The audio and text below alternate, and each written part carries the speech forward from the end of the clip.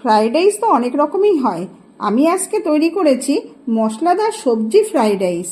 আপনারা নতুন করে ভাত করেও করতে পারেন, বা ভাত বেঁচে গেলেও সেইটা দিয়েও করতে পারেন। অল্প সময়ে দুর্দান্ত খেতে হয়, করেই দেখুন একবার। তাহলে চলুন আমি কিভাবে বানিয়েছি দেখে নিই একবার। মশলা ফ্রাইড রাইস বানানোর জন্য যে সবজিগুলি নিয়েছি সেগুলি ক্যাপসিকাম অর্ধেক, 2 কোয়া রসুন, একটা পেঁয়াজ, ছোট টমেটো, অর্ধেক গাজর, এগুলোকে কুচিয়ে কেটে নেব।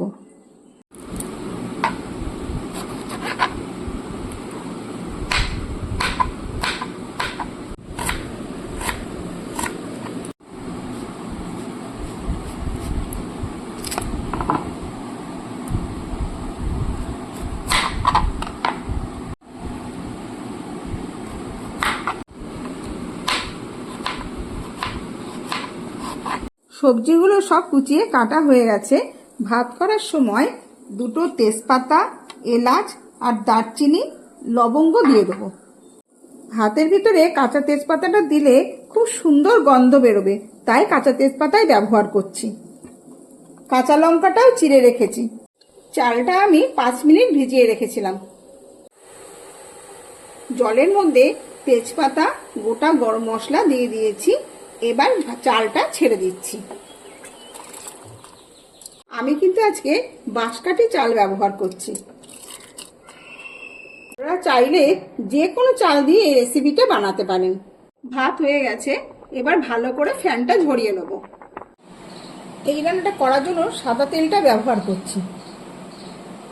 আপনারা যদি বেঁচে যাওয়া ভাত দিয়ে করতে চান তাহলে সর্ষের তেল ব্যবহার করতে পারেন। সেই ক্ষেত্রে তেল গরম হয়ে গেছে, সবার প্রথমে রসুন কুচিগুলো দিয়ে দিচ্ছি।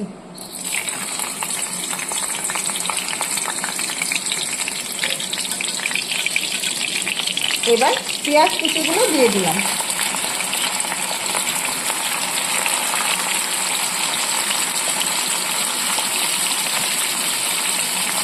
এবার একটু নেড়ে চেড়ে এগুলো ভাজা হয়ে গেলে এর মধ্যে আমি সবজিগুলো দিয়ে দেব।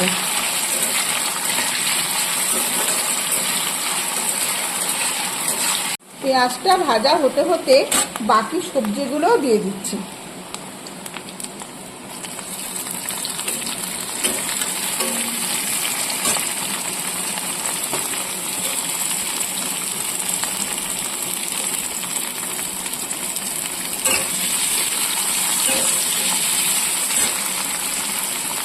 যাতে ভাজাগুলো ভালোভাবে হয় তার জন্য লবণটা ছড়িয়ে দিচ্ছি। সামান্য একটু ভাজার মধ্যে হলুদও ছড়িয়ে দিচ্ছি।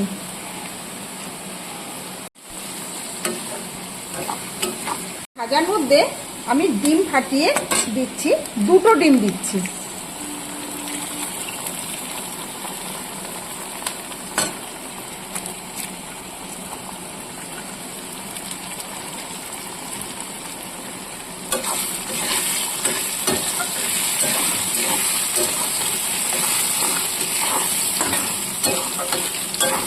ডিম ভাজা হয়ে গেছে, এর মধ্যে দিয়ে দেবো লঙ্কার গুঁড়ো।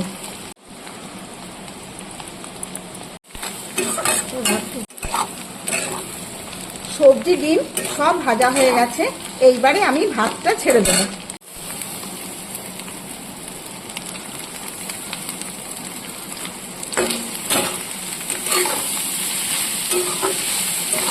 টমেটোগুলো ছড়িয়ে দিচ্ছি।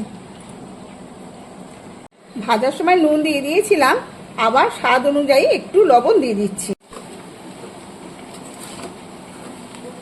1 মুটকি সয়া সস দিয়ে দিলাম।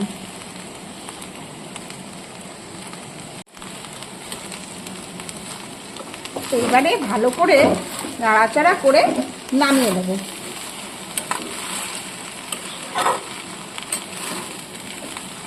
ঝরঝরে মশলাদার ফ্রাইড রাইস একেবারেই তৈরি।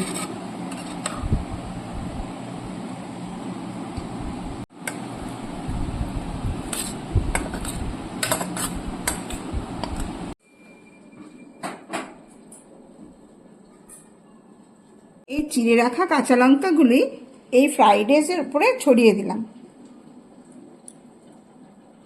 একদম তৈরি ফ্রাইড রাইস গরম গরম যে কোনো কিছুর সাথে খেতে পারেন।